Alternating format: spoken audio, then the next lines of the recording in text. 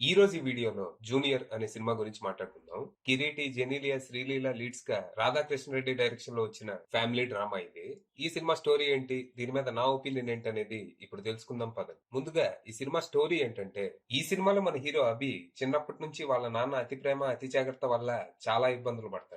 లేక లేక పుట్టిన కొడుకు అవటం, పుట్టిన వెంటనే వాళ్ళ అమ్మ చనిపోవటంతో వాళ్ళ నాన్న తన్ని ప్రేమతో ఉక్కిరి బిక్కిరి చేస్తూ కష్టం అంటే ఏంటో తెలియకుండా పెంచుతుంటాడు. అయితే మనోడికి ఓ వయసు వచ్చాక ఈ ప్రేమ భారంగా మారుతుంది. ఊళ్ళోనే ఉంటే జీవితం అంతా నాన్న నేను ఇల్లు అన్నట్టు అయిపోద్దనే భయంతో మనోడు పై చదువుల కోసం వాళ్ళ నాన్నకి దూరంగా వచ్చేసి తన లైఫ్ ని తనకి నచ్చినట్టు బతకడం మొదలు పెడతాడు.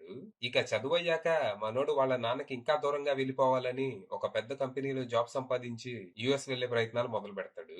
అయితే మనోడి లక్ష్యానికి ఆదిలోనే అడ్డంకులు ఎదురవుతాయి. ఆఫీస్ లో చేరిన మొదటి రోజే మనోడికి తన బాస్ అయిన విజయ్ సౌజన్యకి ఈగో క్లాషెస్ వస్తాయి. తర్వాత చిన్న చిన్న గొడవలు కాస్త పగా ప్రతీకారాల వరకు వెళ్తాయి. అయితే ఈ టైంలో అనుకోకుండా మనోడికి విజయ్ సౌజన్య గతం గురించి తెలుస్తది.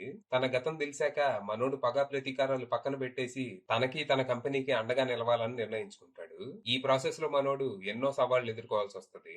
మరి అసలు ఈ విజయ్ సౌజన్య ఎవరు, తన గతం ఏంటి, తన కోసం మనోడు ఎందుకు మారాడు, ఇంతకీ ఈ కథలో స్ఫూర్తి పోషించిన పాత్ర ఏంటి, చివరికి వాళ్ళ నాన్నకి దూరంగా వెళ్ళాలి అనే తన లక్ష్యం ఏమైంది అనేది మీరు సినిమా చూసి తెలుసుకోవాలి. ఇక ఈ సినిమా బావుంది. నాకైతే నచ్చింది. చాలా రోజుల తర్వాత ఒక మంచి ఫ్యామిలీ కమర్షియల్ ఎంటర్‌టైనర్ చూసాననిపించింది. కామెడీ, డ్రామా, ఫైట్‌లు, డాన్స్‌లు, సాంగ్స్ అన్నీ పైసా వసూలు అనేలా ఉన్నాయి. కథా కథనాలు పాత చింతకాయ పచ్చడే అయినా ప్రెజెంటేషన్ చాలా పాలిష్డ్‌గా, ఎంటర్‌టైనింగ్‌గా ఉండింది. ఫస్ట్ హాఫ్ చాలా సింపుల్ గా ఉంటది. తండ్రి అతి ప్రేమ తట్టుకోలేక దూరంగా వచ్చేసిన కొడుకు కాలేజ్ లైఫ్ ని ఎలా ఎంజాయ్ చేస్తున్నాడు, ఎవరితో ప్రేమలో పడ్డాడంటూనే ఫస్ట్ హాఫ్ అంతా గడిచిపోద్ది. సీన్స్ అన్ని రొటీన్ గానే ఉన్నా Kireeti energetic performance, Harsha comedy బానే ఎంటర్టైన్ చేస్తాయి. ఇక మనోడు విజయ్ సౌజన్య కంపెనీలో చేరాక అసలు కథ మొదలవుతుంది. ఇక్కడ వచ్చే ఫ్లాష్ బ్యాక్ ఎపిసోడ్ మంచి ఎమోషనల్ గా ఉండగా ఇంటర్వెల్ ట్విస్ట్ బాగుంది. ఇక సెకండ్ హాఫ్ లో కథ మొత్తం విజయనగరం అనే ఊరు చుట్టూ తిరుగుతుంది. అక్కడక్కడ కొంచెం డ్రాగ్ అయిన ఫీలింగ్ కలిగిన ప్రతి సీన్ శ్రీమంతుడు సినిమాలో చూసినట్టే ఉన్నా గడిచిపోద్ది. ఇక క్లైమాక్స్ ని కొంచెం డిఫరెంట్ గా ప్లాన్ చేశారు. జస్ట్ హ్యాపీ ఎండింగ్ ఇస్తే థియేటర్ నుంచి బయటికి వెళ్ళగానే మర్చిపోతారేమోనని ఎమోషనల్ హ్యాపీ ఎండింగ్ ఇచ్చారు. అది బానే వర్కౌట్ అయింది. ఇక పర్ఫార్మెన్స్ విషయానికి వస్తే కిరీటి స్ట్రాంగ్ డెబ్యూ ఇచ్చాడనే చెప్పాలి. డాన్స్లు, ఫైట్లు కుమ్మేయటమే కాదు, తన స్క్రీన్ ప్రెసెన్స్, డైలాగ్ డెలివరీ కూడా బాగున్నాయి. ఎమోషనల్ సీన్స్ లో కూడా మెప్పించాడు. స్క్రీన్ మీద చాలా కంఫర్టబుల్ గా, కాన్ఫిడెంట్ గా కనిపించాడు. రీసెంట్ టైమ్ లో మెమరబుల్ డెబ్యూ అని చెప్పొచ్చు. ఇక శ్రీలీల ఉన్నంతలో బానే చేసింది. చాలా generic role. Mostly first half లోనే ఉంటది, ఇంకా తర్వాత కనిపించదు. సెకండ్ హాఫ్ లో ఒక పాట ఉందంతే. ఇక విజయ్ సౌజన్యగా జెనీలియా చాలా బాగా చేశారు. ఎమోషనల్ సీన్స్ లో మంచి మెచ్యూర్ పర్ఫార్మెన్స్ కనబరిచాడు.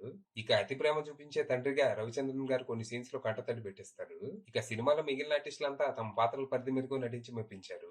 ఇక cinematography and production values top notch ఉండగా డిఎస్పీ అందించిన పాటలు, బ్యాక్గ్రౌండ్ స్కోర్ బాగున్నాయి.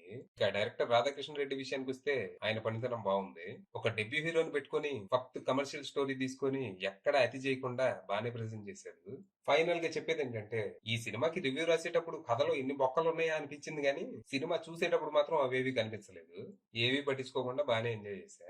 సో కమర్షియల్ సినిమాలు ఇష్టపడే వాళ్ళు కళ్ళు మూసుకొని వెళ్ళిపోవచ్చు. కొత్తదనం కోరుకునే వాళ్ళు ఇంకేటైనా. అది విషయం.